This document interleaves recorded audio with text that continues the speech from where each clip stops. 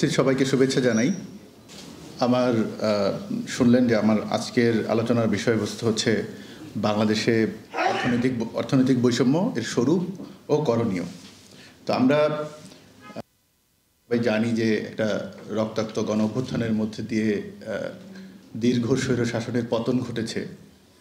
তো সরকারি চাকরিতে কোটা বৈষম্য, সরকারি চাকরিতে বৈষম্যের জন্য যে আন্দোলনটি শুরু হয়েছিল, সে আন্দোলনটি এক পর্যায়ে গণ অভ্যুত্থানের রূপ নেয় এবং এই গণ অভ্যুত্থানে তখন বিপুল সংখ্যক সাধারণ মানুষ, বিভিন্ন শ্রেণী পেশার মানুষ, যাদের এক বিপুল সংখ্যাগরিষ্ঠ অংশ হচ্ছে শ্রমজীবী মানুষ, তারা কিন্তু যুক্ত হয়ে যান এবং তারা যখন এটাতে যুক্ত হন, তাদের এই আকাঙ্ক্ষা কিন্তু বৈষম্য মুক্তির আকাঙ্ক্ষাই ছিল, কিন্তু সেটা কিন্তু শুধু সরকারি চাকরিতে বৈষম্যের মধ্যে আর সীমাবদ্ধ থাকেনি। আমরা যদি গণ অভ্যুত্থানের গ্রাফিতিগুলো দেখি, গণ অভ্যুত্থানে কোনো ধরনের লিখিত ম্যানিফেস্টো ছিল না কিন্তু এই বিষয়ে, কিন্তু দেয়াল চিত্রগুলোই গণ অভ্যুত্থানের ম্যানিফেস্টো হয়ে ওঠে।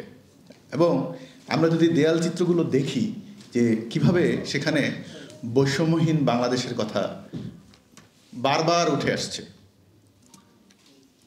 দেখা যাচ্ছে যে বৈষম্যহীন বাংলাদেশ গড়তে হবে, বৈষম্যহীন সরকার হবে। শুধু তাই না, দেখেন একটা দেয়াল চিত্র, আমার খুব প্রিয় একটি দেয়াল চিত্র, যেখানে বলা হচ্ছে যে একজন রিক্সা চালকের সন্তানও প্রধানমন্ত্রী হওয়ার স্বপ্ন দেখবে।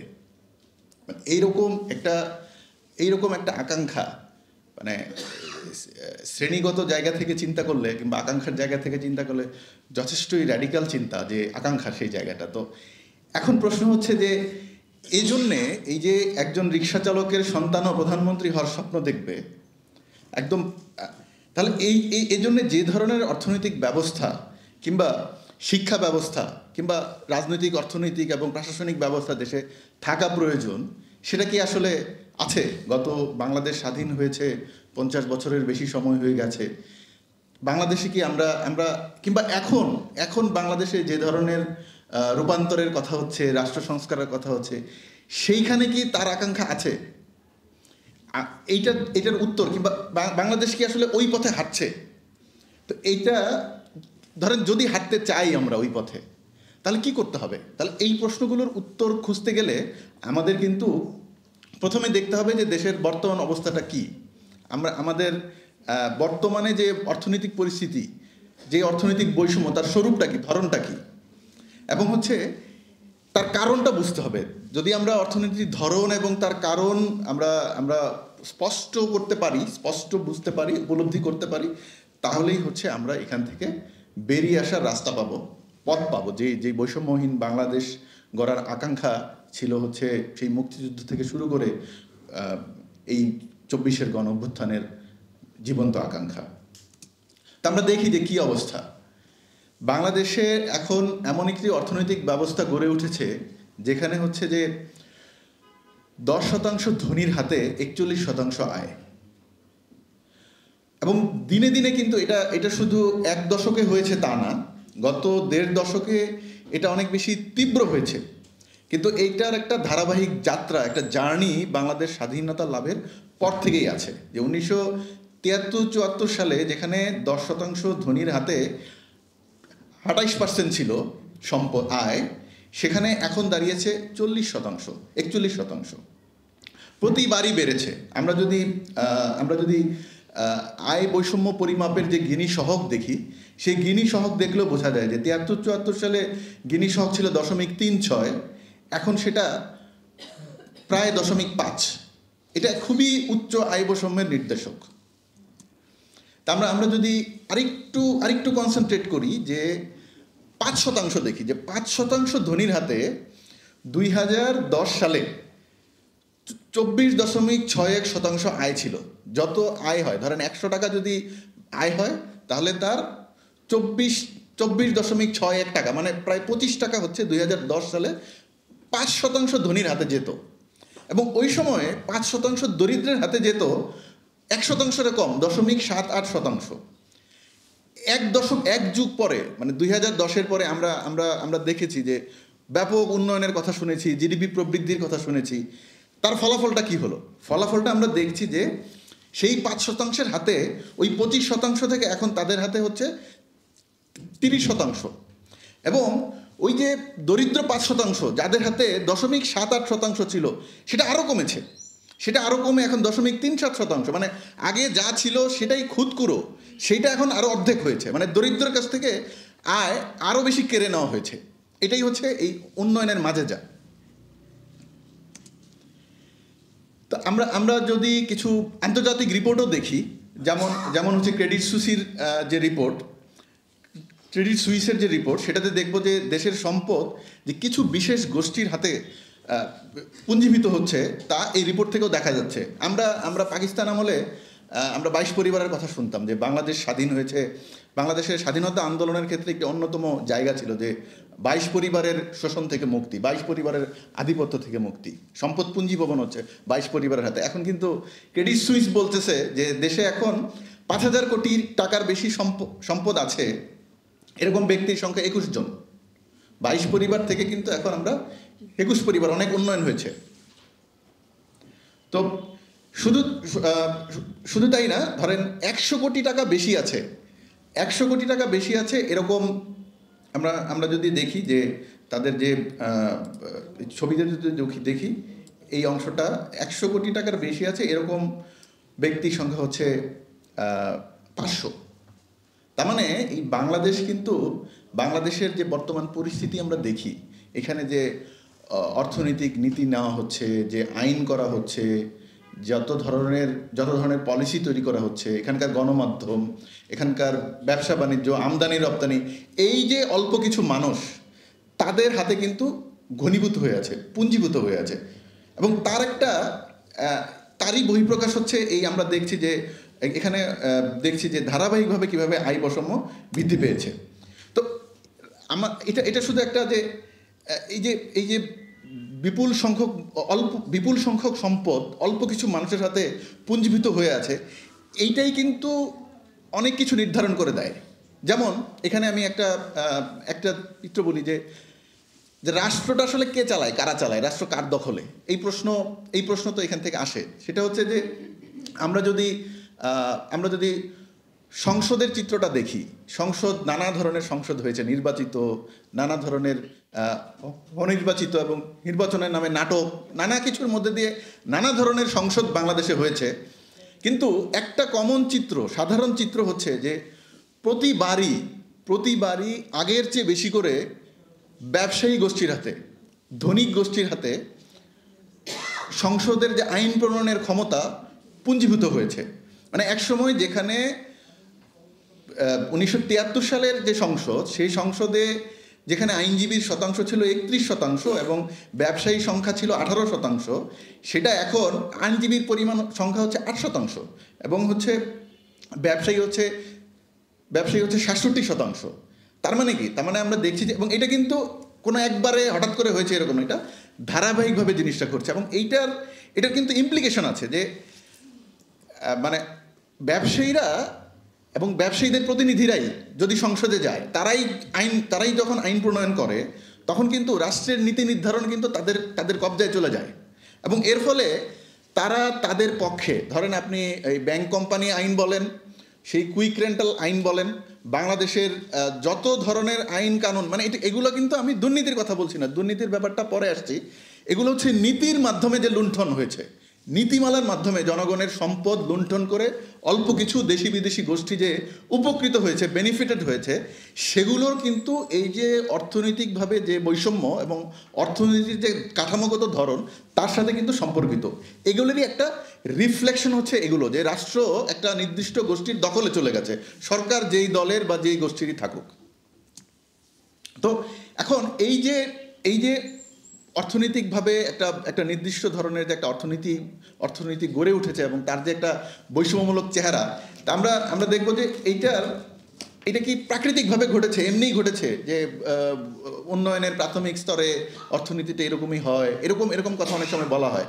কিন্তু আমরা যদি দেখি যে এগুলোর কতগুলো সুনির্দিষ্ট মেকানিজম আছে, সুনির্দিষ্ট কারণ আছে, এগুলো একটু আমাদের খতিয়ে দেখা দরকার। তো সেরকম কারণগুলো হচ্ছে, এক হচ্ছে বৈষম্যমূলক কর ব্যবস্থা, আরেকটি হচ্ছে অপ্রাতিষ্ঠানিক খাতের ব্যাপক প্রাধান্য ও অতি নিম্ন মজুরি, এটা হচ্ছে ব্যাপক অনিয়ম ও দুর্নীতি, সামাজিক নিরাপত্তা খাতে অপ্রতুল বরাদ্দ, শিক্ষা এবং চিকিৎসার বাণিজ্যিকীকরণ। প্রথমে দেখা যাক বৈষম্যমূলক কর ব্যবস্থার দিকে।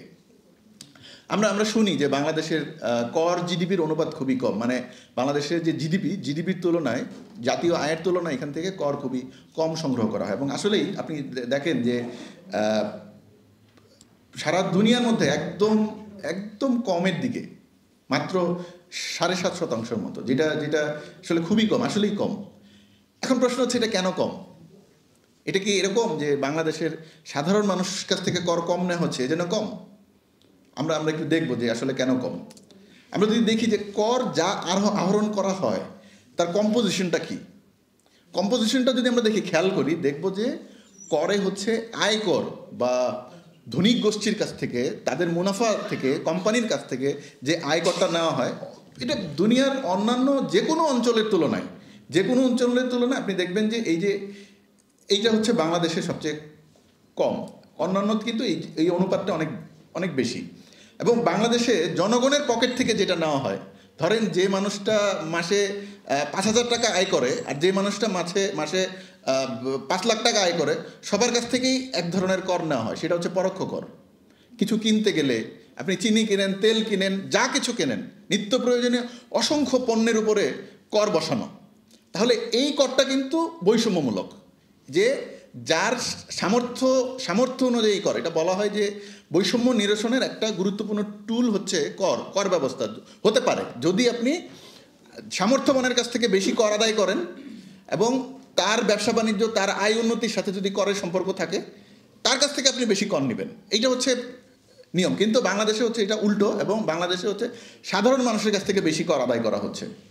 এবং আমরা দেখছি যে সরকার যে ধনীদের কাছ থেকে পর্যাপ্ত কর আহরণ করে না, তার প্রমাণ হলো সরকারের কর রাজস্ব আয়ের 65 থেকে 67% পরোক্ষ কর থেকে আসে, মানে বেশিরভাগটাই আসে হচ্ছে সাধারণ মানুষের পকেট থেকে। এখন আরও আছে, মানে একটা তো হচ্ছে কর আহরণ করা, আপনি টার্গেট করবেন, কাকে টার্গেট করবেন না। তাহলে আমরা দেখছি যে টার্গেট করা হচ্ছে সাধারণ মানুষকে, এটা খুব সহজ। দ্বিতীয় হচ্ছে যে আবার যতটুকুই বা প্রত্যক্ষ কর ধার্য করা হয়েছে মানে নীতির মধ্যে, সেখান থেকে কিন্তু ছাড় দেওয়া হচ্ছে। বছরে টোটালি 1,25,000 কোটি টাকা আয়কর ছাড়ই দেওয়া হয়। প্রতিষ্ঠান পর্যায়ে 68% টাকার কর্পোরেট কর ছাড় দেওয়া হয়।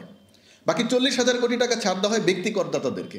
এবং এই যে কর ছাড়টা দেওয়া হয়, এটা হচ্ছে দেশের মোট উৎপাদনের জিডিপির 3.56%। তাহলে আমরা দেখছি যে একটা হচ্ছে যে প্রত্যক্ষ করেও ব্যাপক পরিমাণে ছাড় দেওয়া হচ্ছে। এবং আরেকটা হচ্ছে যে যতটুকু ধার্য করা হচ্ছে সেখানে আবার বিপুল পরিমাণে কর ফাঁকি দেওয়া হয়, এবং সেটা উদ্ধারের ব্যাপারে আমরা কিন্তু আগেও যেমন সরকারের কোনো তাগিদ দেখি নাই, এখনও কিন্তু দেখছি না।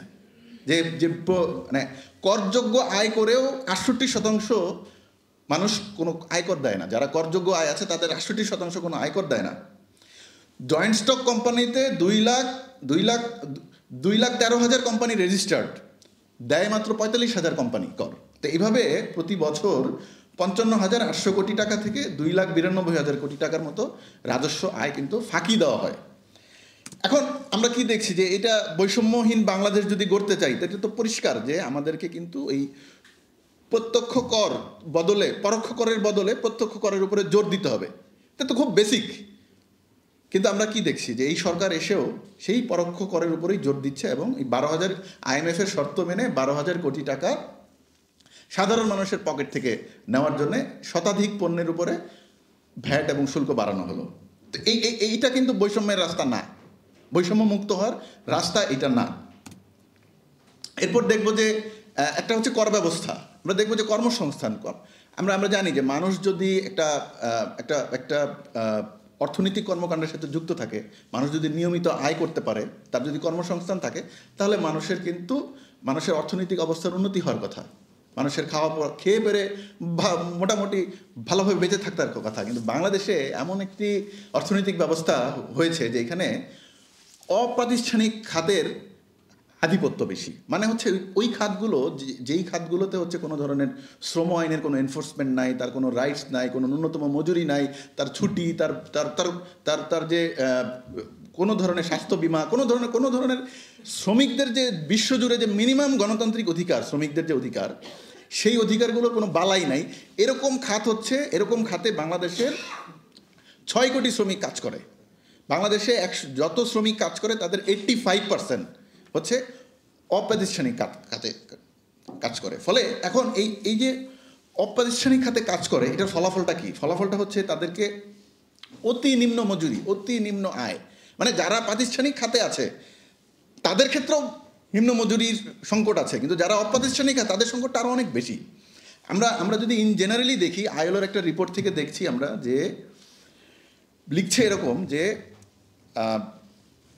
সারা দুনিয়াতে মজুরির যে রেঞ্জ, সেটা হচ্ছে 2020-21 সালের রিপোর্ট, খুব বেশি এখন চেঞ্জ হওয়ার কথা না, যে মজুরির যে রেঞ্জ সেটা $48 থেকে, মাসিক মজুরি $48 থেকে $2166। সবচেয়ে কম হচ্ছে বাংলাদেশের $48 অন অ্যান এভারেজ। এবং আইএলওর প্রতিবেদনে লিখেছে, আমি প্রতিবেদনটা দেখেছি, যে বাংলাদেশই একমাত্র দেশ যেখানে নিম্নতম মজুরি আন্তর্জাতিক দারিদ্র সীমার নিচে। কাজ করে দারিদ্র্যমুক্ত হওয়া যায় না বাংলাদেশে। এবং এরকম অবস্থা যে এখানে একটা সিপিডির একটা স্টাডি আমি এখানে রেফারেন্স দিচ্ছি, যে মজুরি তারা হচ্ছে যে স্টাডিটা করেছিলেন, যে ন্যূনতম যে মজুরি বিভিন্ন সেক্টরে ধার্য করা আছে, অপ্রাতিষ্ঠানিক খাতে তো নাই কিছু। এবার আসি যে কি অবস্থা প্রাতিষ্ঠানিক খাতে। দেখেন যে প্রাতিষ্ঠানিক খাতে শুধুমাত্র মাছ, মাংস, ডিম, দুধ না, মানে শুধুমাত্র ক্যালোরি মেটানোর জন্যে যতটুকু ন্যূনতম মানুষের খাওয়া দরকার, সেই খাদ্য কেনার জন্য 4জন সদস্যের একটা পরিবারের যে 9,557 টাকা লাগে, সেই টাকাটাও ন্যূনতম মজুরি হিসেবে দেওয়া হয় না। বেশিরভাগ সেক্টরগুলোতেই আপনারা দেখেন যে এগুলো হচ্ছে ক্রস চিহ্ন, তার মানে এগুলোতে এই মিনিমাম আয়টা হয় না, যে পরিবারের 4জন সদস্যকে নিয়ে ন্যূনতমভাবে বেঁচে থাকার জন্য যে আয়, সেটাও নাই তাদের। এরকম বেশিরভাগ সেক্টরেই একই অবস্থা। এবং এখন পর্যন্ত ন্যূনতম মজুরির আওতার বাইরে রয়ে গেছে 100টা উপখাত, 140টার মতো খাত আছে, উপখাত আছে। তো 40টা ন্যূনতম মজুরি আছে, যেগুলো আছে সেটা তো দেখলেন কি অবস্থা। ন্যূনতম মজুরি আসলে ওইটা দিয়ে আসলে মানবেতর জীবনযাপন করার মতো না আসলে ওইটা, কিন্তু বাকি রয়ে গেছে 100র বেশি উপখাত। তো বৈষম্যের অর্থনৈতিক বৈষম্যের আরেকটা বড় জায়গা হচ্ছে লুণ্ঠন, দুর্নীতি ও পাচার। মানে যতটুকু এখানে অর্থনৈতিক কর্মকাণ্ড হচ্ছে, সেই অর্থনৈতিক কর্মকাণ্ড থেকে যতটুকুই সম্পদ সৃষ্টি হচ্ছে, সেই সম্পদটা আবার দেশে থাকছে না, দেশের মানুষের অর্থনৈতিক কর্মকাণ্ডে যুক্ত হচ্ছে না, কর্মসংস্থানের কাজে ব্যবহৃত হচ্ছে না। এটা কি হচ্ছে? লুটপাট হয়ে যাচ্ছে। এই সরকারের আমলে, গত সরকারের আমলের একটা যদি আমরা পরিস্থিতি দেখি, যে শ্বেতপত্র কমিটির রিপোর্ট থেকে দেখা যাচ্ছে যে 15 বছরে 28 লাখ কোটি টাকা পাচার হয়েছে। গত বছরের বাজেট ছিল 7 লক্ষ কোটি টাকা। তাহলে 4 বছরের বাজেটের সমান টাকা পাচার হয়ে গেছে। 15 বছরে 4 বছরের বাজেট পুরোটাই হচ্ছে পাচার হয়ে গেছে। প্রতি বছর পাচার হয়েছে 1,80,000 কোটি টাকা। তারপর হচ্ছে যে এর মধ্যে ঘুষ দুর্নীতির অবস্থাটা দেখেন, রাজনৈতিক নেতারা নিয়েছে 1,40,000 কোটি টাকা, আমলারা নিয়েছে 98,000 কোটি টাকা। এরা তো বেশিরভাগই বহাল তবিয়তেই আছে। এখানে যে আমরা বলি যে সিন্ডিকেটের কথা বলি, যে ব্যাংক খাতে লুটপাটের কথা বলি, যে ব্যবসায়ীদের আধিপত্যের কথা বলি, তাদের খুব যে তাদের স্ট্রাকচারালি তাদের খুব বেশি চেঞ্জ হয়েছে। অল্প কিছু মানুষ হয়তো কেউ হচ্ছে তো মামলাতে আছে, জেলে আছে, কিংবা ইয়ে আছে, পলাতক আছে, কিন্তু ওভারঅল ইন জেনারেলি রাষ্ট্রে, তার ব্যবসা বাণিজ্য, তার নীতির মধ্যে, তার মানে সমস্ত প্রতিষ্ঠানের মধ্যে, আমলাতন্ত্রের মধ্যে যে আধিপত্য জায়গাগুলো, এগুলো কিন্তু কোনো চেঞ্জ হয় নাই। হয়তো কিছু লোক বদল হয়েছে। সামাজিক নিরাপত্তা খাত হচ্ছে আরেকটি খাত, যে খাতটা হচ্ছে এই ধরনের ইভেন বৈষম্যমূলক অর্থনৈতিক ব্যবস্থার মধ্যেও মানুষকে কিছুটা স্বস্তি দেওয়ার কাজে এই খাতটা কিন্তু কাজে লাগতে পারে। যে কিছু যদি ভাতা দেওয়া হয় মানুষকে, এগুলো খুবই ন্যূনতম। কিন্তু আমরা দেখছি কি যে এখানেও এই যে ভাতাটা দেওয়া হয়, হ্যাঁ, এই ভাতাটাও হচ্ছে যে যতটুক দেওয়া হয়, এক হচ্ছে যা দেওয়া হয় সেটা যথেষ্ট না, কিন্তু যতটুক দেওয়া হয় সেটা যাদের দেওয়া উচিত, যাদের পাওয়া উচিত, তারা পাচ্ছেন না। সরকারের একটা স্টাডি, সরকারের নিজের একটা স্টাডি, যে যোগ্য না হয়েও ভাতা নিচ্ছেন 46%, 46% ভাতা দেওয়া হচ্ছে যাদের আসলে এই ভাতাটার প্রয়োজন নাই। তারা নানা ধরনের রাজনৈতিক কারণে, রাজনৈতিক পৃষ্ঠপোষকতার মধ্যে দিয়ে তাদেরকে এগুলো দেওয়া হচ্ছে।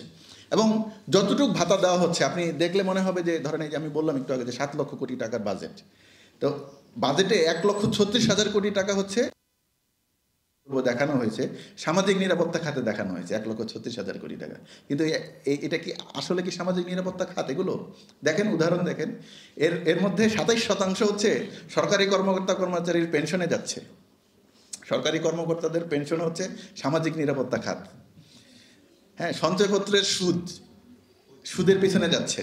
শিক্ষাবৃত্তি, উপবৃত্তি, বিনামূল্যে পাঠ্য বই ছাপানো, নগদ সহায়তা, তারপর হচ্ছে কৃষিতে ভর্তুকি, মানে যা কিছু সবই হচ্ছে জোর করে হচ্ছে সামাজিক নিরাপত্তা খাতে দেখিয়ে হচ্ছে এটাকে একটা ফুলিয়ে ফাঁপিয়ে দেখানো যে হ্যাঁ আমরা তো অনেক অনেক উপকার করতে চাই মানুষের, সামাজিক নিরাপত্তা খাতে আমরা অনেক বরাদ্দ দিচ্ছি। এরপরের যে একটা বিষয় সেটা হচ্ছে যে ধরে নেওয়া হয় গণতান্ত্রিক দেশগুলোতে, ইভেন বাজার অর্থনীতির দেশগুলোতেও ধরে নেওয়া হয় যে মানুষের হচ্ছে যে মানুষ যদি ধরেন দরিদ্র পরিবারে জন্ম নেয়, তাহলে সে তার কিভাবে মানে তার কিভাবে শ্রেণী উত্তরণ ঘটবে, সে কিভাবে একটু খেয়ে পরে ভালো জীবনযাপন করবে। এর একটা গুরুত্বপূর্ণ টুল হতে পারে শিক্ষা। যে শিক্ষার মাধ্যমে, শিক্ষার সুযোগের যদি সমতা থাকে, যদি ধনী দরিদ্র নির্বিশেষে যদি শিক্ষা অর্জনের একটা সুযোগ মানুষের থাকে, তাহলেও কিন্তু মানুষের তার কিন্তু এক ধরনের উত্তরণের একটা মিনিমাম হলেও সুযোগ থাকে, যেটাকে বলে হচ্ছে সামাজিক চলনশীলতা, সোশ্যাল মোবিলিটি। এই সোশ্যাল মোবিলিটি কি পরিস্থিতি? যে আমরা বললাম যে আমরা শুরুতে দেখলাম যে গণ অভ্যুত্থানে যে রিক্সা চালকের সন্তানও যেন প্রধানমন্ত্রী হওয়ার স্বপ্ন দেখে। প্রধানমন্ত্রী হবে স্বপ্ন দেখবে কিভাবে? সে তো হচ্ছে যে একটু স্কুলেই যেতে পারে না। শিক্ষা খাতে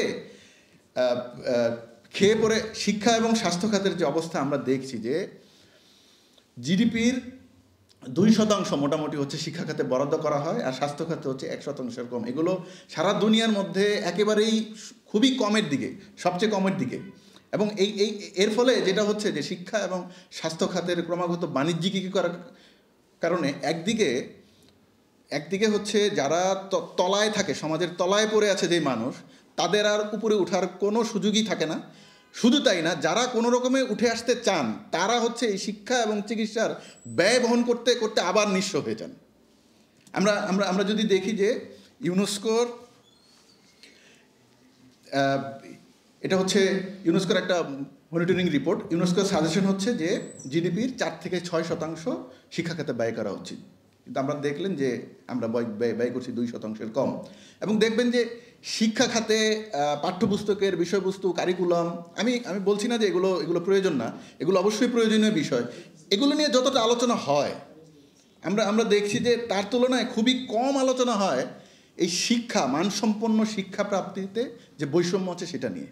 এটা কিন্তু খুবই গুরুত্বপূর্ণ একটা বিষয়, কিন্তু ততটা মনোযোগ আমরা দেখছি না। দেখেন, পরিবারগুলো শিক্ষা খাতের ব্যয়ের 71%, এটা ইউনেস্কোর ফাইন্ডিংস, যে পরিবারগুলোকে শিক্ষাতে যত ব্যয় হয় তার 71%ই বহন করতে হয়। তাহলে একটা পরিবারকে যদি শিক্ষা খাতের 100 টাকা খরচের 71 টাকায় যদি পরিবারকে বহন করতে হয়, তাহলে একটা দরিদ্র পরিবারের সন্তানরা শিক্ষা লাভ কেমনে করবে? আমরা জানি যে সরকারি প্রাথমিক শিক্ষা বিনামূল্যে পাওয়ার সুযোগ থাকলেও শিক্ষার মান, শিক্ষকের মান ও সংখ্যা, শিক্ষার উপকরণ ইত্যাদির ক্ষেত্রে গ্রাম শহরে ব্যাপক বৈষম্য আছে। এরপরেও প্রাথমিকে ভর্তির হার যদি 98%, এটা ব্যান বেজের স্টাডি, গভর্নমেন্টেরই স্টাডি, বাংলাদেশ এডুকেশন স্ট্যাটিস্টিক্স থেকে বলছি আমি, মাধ্যমিকে ঝরে পড়ে 32.85%। 100 জন যদি ভর্তি হয়, 32-33% মাধ্যমিকে ঝরে পড়ে। তারপর উচ্চ মাধ্যমিক থেকে ঝরে পড়ে 21%। উচ্চশিক্ষার সুযোগ পায় মাত্র 20%। বলতে পারেন যে উচ্চশিক্ষা কি 100% কি উচ্চশিক্ষা পাওয়ার প্রয়োজন আছে? আমি ওই তর্কে যাব না। আমি শুধু বলি যে উচ্চশিক্ষা কে পাবে কে পাবে না এটা কি দিয়ে নির্ধারণ হয়? এটা কি মেধা দিয়ে নির্ধারণ হয়, যোগ্যতা দিয়ে নির্ধারণ হয়, নাকি পিতামাতার আর্থিক সামর্থ্য দিয়ে নির্ধারিত হয়? তাহলে কিভাবে আমরা বৈষম্য থেকে বের হয়ে আসবো?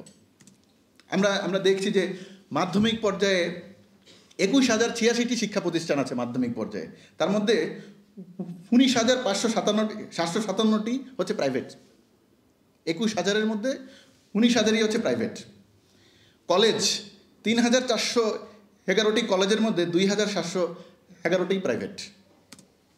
বিশ্ববিদ্যালয় 171টি বিশ্ববিদ্যালয়ের মধ্যে 114টি বেসরকারি। তো এখন এই যদি অবস্থা হয় তাহলে শিক্ষা বৈষম্য কমা তো পরের কথা, শিক্ষা নিজেই একটা বৈষম্যের একটা জায়গা হয়ে গেছে, মেকানিজম হয়ে গেছে। বৈষম্যকে পারপিচুয়েট করে, বৈষম্যকে এই ধরনের শিক্ষা ব্যবস্থা থাকলে বৈষম্য থেকে জীবনও বেরিয়ে আসতে পারবে না একটা দেশ। স্বাস্থ্য খাতে দেখেন যে স্বাস্থ্য খাতে জিডিপি বরাদ্দ করছে 1%। বিশ্ব স্বাস্থ্য সংস্থা বলছে যে যদি মিনিমাম সার্বজনীন স্বাস্থ্য ব্যবস্থা করতে হয় তাহলে 4 থেকে 5% জিডিপির ব্যয় করা উচিত।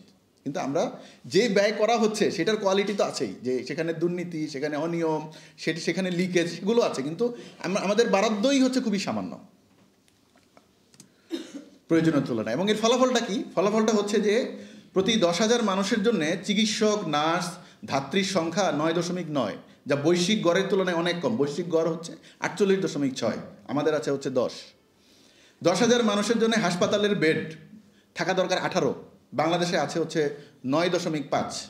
কিন্তু যা আছে সেটা আবার বেশিরভাগটা হচ্ছে প্রাইভেট। ফলে এগুলো হচ্ছে ব্যাপক পরিমাণে ব্যয়বহুল। আমরা যদি দেখি যে যা আছে সেইটারও চিকিৎসক ও নার্সদের 2/3 এবং দন্ত চিকিৎসক ও মেডিকেল টেকনোলজিদের অর্ধেকেরও বেশি শহর এলাকায় থাকেন। এদের বেশিরভাগই আবার চিকিৎসা প্রদান করেন বেসরকারিভাবে। তাহলে এই যে চিকিৎসা ব্যবস্থা, যেখানে বরাদ্দ কম, প্রয়োজনের তুলনায় একেবারেই অপ্রতুল, প্রয়োজনের তুলনায় চিকিৎসক, নার্স সহ হাসপাতালের বিছানা সব কিছুই প্রয়োজনের তুলনায় অনেক কম, আন্তর্জাতিক মানদণ্ডের তুলনায় অনেক কম। এটার ফলাফল কি? ফলাফল হচ্ছে যে ওই যে শিক্ষার ক্ষেত্রে বললাম যে 71% শিক্ষার ব্যয় পরিবারের পকেট থেকে যায়, চিকিৎসারও একই অবস্থা, 70%। লেটেস্ট স্টাডি দেখেছি 73%, মানে দিনে দিনে এটা বাড়ছে, যে ওই নাগরিকের পকেট থেকেই যাচ্ছে। তাহলে ওই যে ফলাফলটাকে দেখেন, চিকিৎসার খরচ জোগাতে প্রতি বছর 86 লাখ মানুষ হচ্ছে দরিদ্র হয়ে যাচ্ছে। মানে মানুষ সারা জীবন স্ট্রাগল করে করে করে করে হয়তো কিছু সঞ্চয় করছে। পরিবারে কারো যদি একটা কিডনির অসুখ হয়, কারো একটু ক্যান্সার হয়, কারো একটু হার্টের অসুখ হয়, কারো একটু ডায়াবেটিস হয়, কারো যদি কোনো জটিল কোনো অসুখ হয়, যেটা হচ্ছে মানে একটু দীর্ঘমেয়াদী কোনো অসুখ হয়, ওই পরিবারটায় সহ, মানে ওই মানুষটা সহ ওই পুরো পরিবারটা ডুবে যায়। তো এইরকম একটা অবস্থায় আমরা চলছি। এবং হচ্ছে যে যা হচ্ছে বিদ্যমান যে অর্থনৈতিক তীব্র বৈষম্য, সে বৈষম্যকে হচ্ছে আরও তীব্র করছে। তো আমরা তাহলে দেখলাম যে কি কারণে আমরা একটা ব্যাপক অর্থনৈতিক বৈষম্যের মধ্যে, ভয়াবহ একটা অর্থনৈতিক বৈষম্যের মধ্যে আছি। তো আলোচনা থেকে অলরেডি স্পষ্ট যে কি করতে হবে, কারণ জানলেই তো সমাধান পাওয়া যায়। তো আমরা একটু সামারি করি এই বিষয়টা। সেটা হচ্ছে যে বৈষম্য যদি কমাতে হয়, বিদ্যমান রাজনৈতিক অর্থনৈতিক ব্যবস্থা মাথায় রেখেই বলছি এখানে, যে বৈষম্য যদি কমাতে হয়, ধনিক গোষ্ঠীর কাছ থেকে প্রত্যক্ষ কর আহরণ বৃদ্ধি করতে হবে। শুল্ক ও ভ্যাটের নামে সাধারণ মানুষের কাছ থেকে পরোক্ষ কর আহরণ বন্ধ করতে হবে, কমাতে হবে। শ্রমজীবী মানুষের জন্য বেঁচে থাকার মতো ন্যূনতম জাতীয় মজুরি বাস্তবায়ন করতে হবে। প্রাতিষ্ঠানিক খাতে মানসম্পন্ন কর্মসংস্থান বাড়াতে হবে। অপ্রাতিষ্ঠানিক খাতকে শ্রম আইনের আওতায় এনে শ্রমিকের বেঁচে থাকার মতো ন্যূনতম মজুরি ও নিরাপদ কর্মসংস্থান নিশ্চিত করতে হবে। ধনিক গোষ্ঠীর লুণ্ঠন ও দুর্নীতি কঠোরভাবে দমন করতে হবে। দুর্নীতিবাজ ব্যবসায়ী গোষ্ঠীকে বিচার করে শাস্তি দিতে হবে। শিক্ষা খাতে বরাদ্দ বৃদ্ধি করতে হবে। শিক্ষার সব স্তরে সুযোগের সমতা নিশ্চিত করা জরুরি, যেন মা বাবার অর্থনৈতিক অবস্থা সন্তানের শিক্ষাপ্রাপ্তির পথে বাধা হতে না পারে। চিকিৎসা খাতে সরকারের ব্যয় বৃদ্ধি করতে হবে। চিকিৎসা ব্যয়ে দুর্নীতি দূর করতে হবে। সর্বজনীন চিকিৎসা প্রতিষ্ঠানগুলোকে শক্তিশালী করতে হবে। চিকিৎসা সুবিধা প্রাপ্তিতে গ্রাম শহরের ভেদ দূর করতে হবে। সরকারি খাতে চিকিৎসক, নার্স, হাসপাতালের বিছানা ইত্যাদি বৃদ্ধি করতে হবে, যেন বেসরকারি খাতে চিকিৎসা নিতে গিয়ে প্রতি বছর লাখ লাখ মানুষকে নিঃস্ব হতে না হয়। সামাজিক নিরাপত্তা কর্মসূচির আওতা ও বরাদ্দ বাড়াতে হবে। প্রকৃতপক্ষে দরিদ্র জনগোষ্ঠীর কাছে ভাতা পৌঁছানো নিশ্চিত করতে হবে। নিম্ন আয়ের মানুষের জন্য আইনগতভাবে বাধ্যতামূলক ও ডিজিটাইজেশনের মাধ্যমে দুর্নীতিমুক্ত রেশন ব্যবস্থা চালু করতে হবে, যেন একদিকে কৃষক তার ফসলের ন্যায্য মূল্য পায়। এই রেশন দিতে গেলে আমরা দেখেছি যে পার্শ্ববর্তী দেশে আমরা দেখি যে রেশন যদি দিতে হয় তাহলে সরকারকে কিন্তু ওই রেশনের জন্য যে প্রয়োজনীয় শস্য এবং অন্যান্য উপকরণ সেটা কিন্তু কিনতে হয়। তো সেইটা কিনতে গিয়ে কিন্তু আমরা দেখেছি যে সেটা কিনতে গিয়ে হচ্ছে কৃষকের ফসলের ন্যূনতম একটা মূল্য পাওয়ার একটা নিশ্চয়তা তৈরি হয়। সো রেশন ব্যবস্থা দুদিক থেকে কাজ করে। একদিকে হচ্ছে কৃষকের ফসলের ন্যায্য মূল্য জন্য গুরুত্বপূর্ণ, আরেকটা হচ্ছে যে দরিদ্র ও নিম্নবিত্ত মানুষের নিশ্চিত করা। সো এই দুটোর জন্যই হচ্ছে এটা খুবই গুরুত্বপূর্ণ একটা বিষয়। আমার আলোচনা শেষ, একদম শেষে চলে এসেছি। আমি জাস্ট একটা সতর্ক বার্তা উচ্চারণ করতে চাই। সেটা হচ্ছে যে বাংলাদেশে গণ অভ্যুত্থানের পরে আমরা দেখছি যে নানা ধরনের সংস্কারের কথা হচ্ছে। রাজনৈতিক সংস্কার, বিভিন্ন ধরনের প্রশাসনিক ও প্রাতিষ্ঠানিক সংস্কার উদ্যোগ নেওয়া হচ্ছে, কিন্তু যে বৈষম্যমূলক অর্থনৈতিক ব্যবস্থার কারণে মানুষ হাসিনা শাসনের বিরুদ্ধে ক্ষুব্ধ হয়ে রাস্তায় নেমেছিলেন, সেই ব্যবস্থার, সেই অর্থনৈতিক ব্যবস্থা, সেই যে অর্থনৈতিক কাঠামো, সেই কাঠামোর যদি মিনিংফুল সংস্কার না হয়, যেটা কিন্তু কোনো লক্ষণ দেখা যাচ্ছে না, তাহলে কিন্তু কোনো রাজনৈতিক সংস্কার, কোনো গণতান্ত্রিক সংস্কার কিন্তু টিকবে না। আপনার ভিত্তি, অর্থনৈতিক হচ্ছে একটা ভিত্তি, সেই ভিত্তির উপরে এই ভিত্তিটা যদি দুর্বল থাকে, এই দুর্বল ভিত্তির উপরে আপনি যতই হচ্ছে সংস্কারের ইমারত তৈরি করেন সেটা কিন্তু ধসে যাবে। এটা বাংলাদেশের জন্য আরও বেশি করে গুরুত্বপূর্ণ এই কারণে যে একটা দীর্ঘ স্বৈরশাসন, মানে একটা 5 বছর পরে একটা সরকারের পতন হয়েছে স্বাভাবিকভাবে, তা কিন্তু না।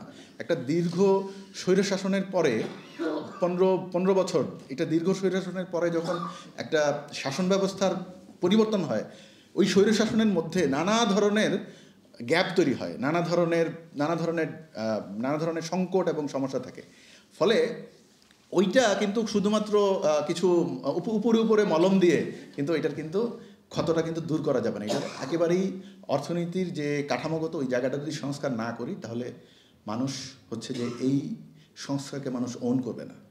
এরকম অনেক দেখা গেছে যে সংস্কার, খুব সুন্দর সংবিধান আপনি একটা বানালেন, খুব সুন্দর একটা সংবিধান বানালেন, কিন্তু সেই সংবিধান মানুষের হচ্ছে খাওয়া পড়ার নিশ্চয়তা দিতে পারছে না, মানুষের অর্থনৈতিক বৈষম্যকে হ্রাস করতে পারছে না। সেই সংবিধান কিন্তু মানুষ ওন করবে না। দেখা যাবে যে একটা হচ্ছে শক্তি, স্বৈরাচারী শক্তি খুবই সহজেই সেটাকে উল্টে দিতে পারবে। তো এই জন্যই বলছি যে এটা কিন্তু গণ অভ্যুত্থানের মধ্যেও কিন্তু দেয়াল চিত্রে আমরা সেই আকাঙ্ক্ষাটা দেখি। এলিটদের রাষ্ট্র ব্যবস্থা না, গণমানুষের রাষ্ট্র ব্যবস্থা। এখানে খেয়াল করবেন, শুধু একটা সরকার কিংবা শেখ হাসিনার পতন, শুধু এইখানেই কিন্তু আমাদের অভ্যুত্থানকারীরা, ছাত্র জনতা কিন্তু এইখানেই সন্তুষ্ট ছিলেন না। তারা একটা রাষ্ট্র ব্যবস্থার পরিবর্তন চেয়েছেন।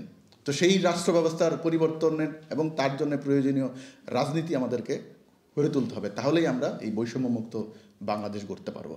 সবাইকে ধন্যবাদ।